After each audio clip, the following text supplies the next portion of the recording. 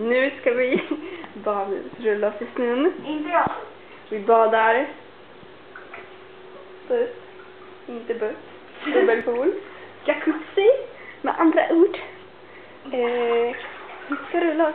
Och det är för jävligt kallt alltså. Ska lägga in den på bloggen. Jag vet inte. Jag har inte bestämt igen. Hur tjock jag ser ut. Nej, inte på helt. Okej, nu får du filma.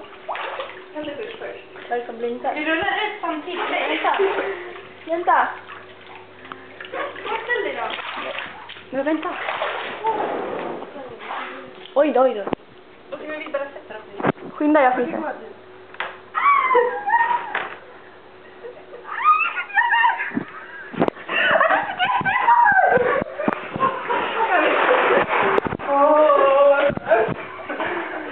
Kan inte ens sätta mig.